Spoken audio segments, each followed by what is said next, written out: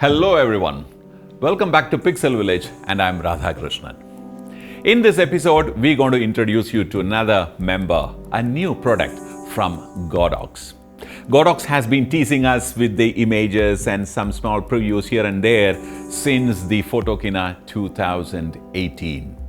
I'm talking about the all-new Godox V1.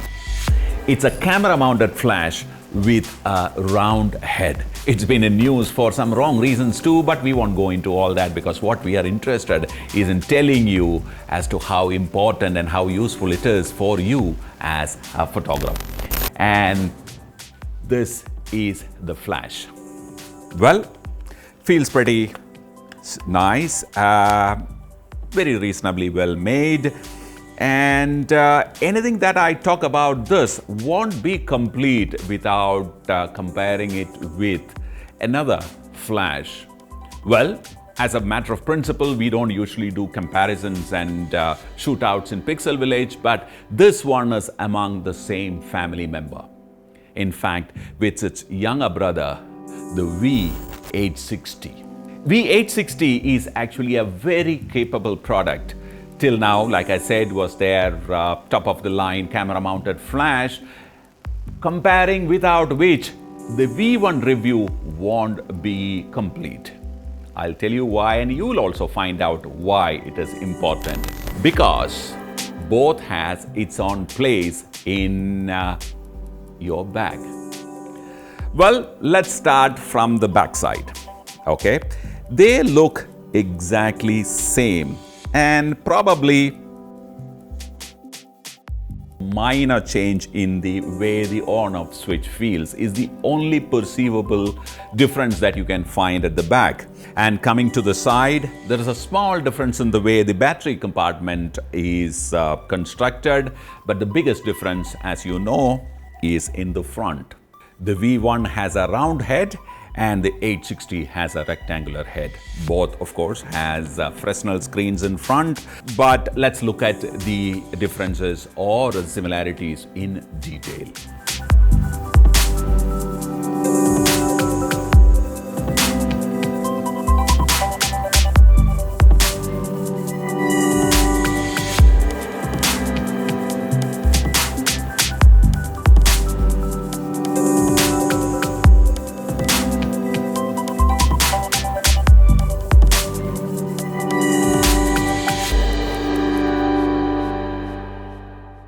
From the specs, you must be thinking that these two flashes are pretty similar, but not exactly so. Besides, Godox also has another secret up their sleeve to make this flash look a little more special. Though this is not a comparative test, but seeing this flash in action along with this flash or vice versa will give you a very clear idea, like we said, to decide its own places in your bag.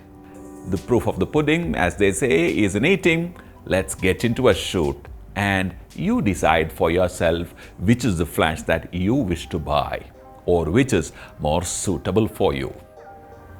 Let's get into the action. The V1 is actually supposed to be used on the camera. So here we are. The V1 is mounted on a D810 and I'm using a 50mm lens and shooting manual on the sync speed, which is 250. The first claim by Godox is that the V1 has a very uniform light spread. Let's check it. So let's see, I'm going to shoot this plain backdrop. Right, it's got a nice even light which is vignetting towards the edge of the frame. Can you pass me the other flash, please? Same drill. Now we are using the 860. So, like Godox claimed, you can actually see a difference in the way the light is spread. When you use the V1, you can see an even spread of the light towards the corner of the frame, and the 860 creates a kind of a band in the middle with sharp edges. Now further you go, more and more visible will this band be.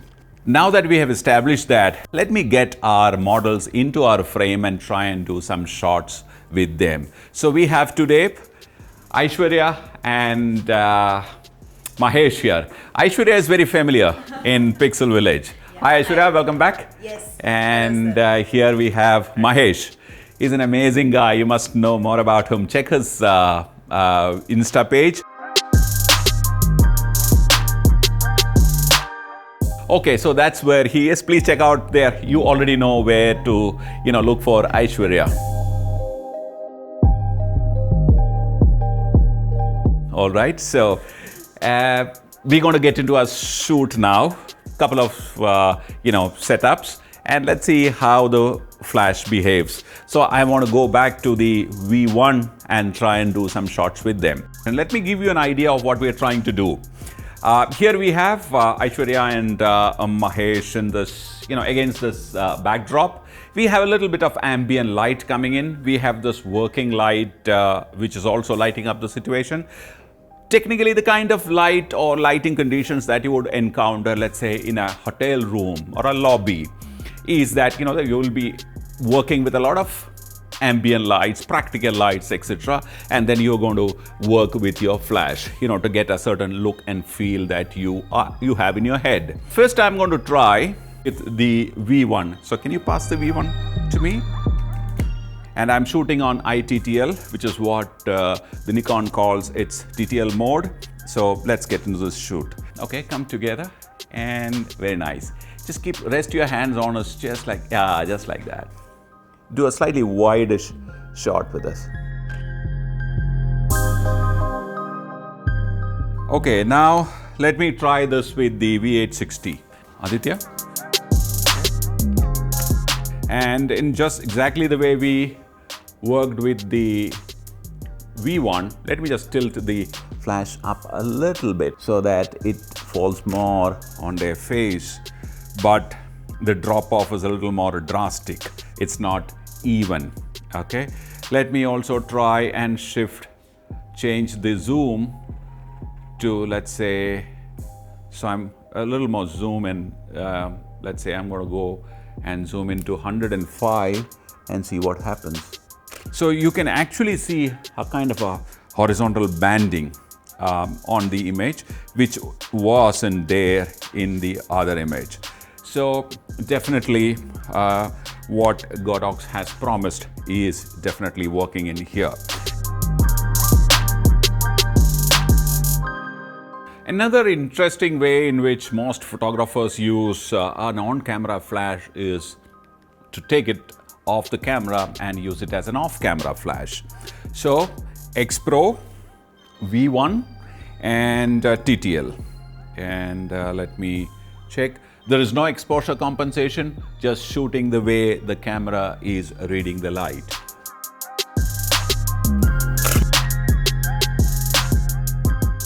Nice.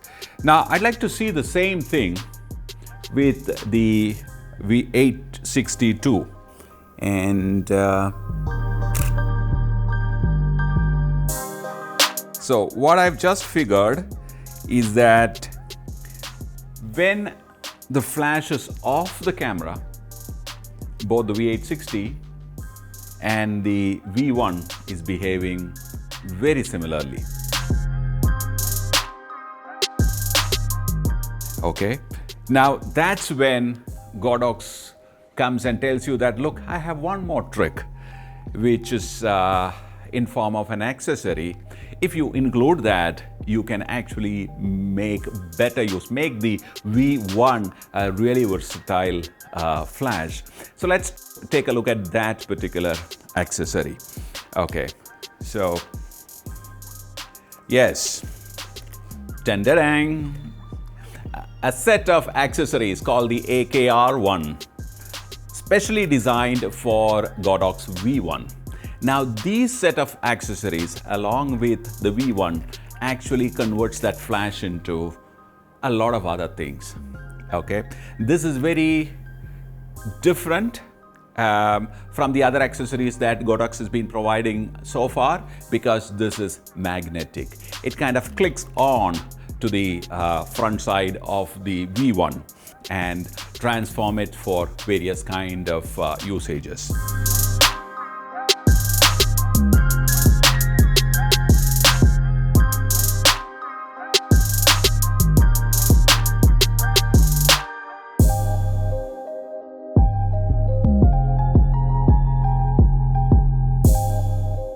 Trying to do another comparison between the V860 and the V1. This probably is not an ideal condition to shoot using an on-camera flash, but I'm trying to make it as simple as possible.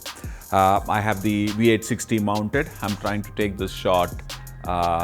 No other lights falling in the backdrop except those two practical lights in the backdrop.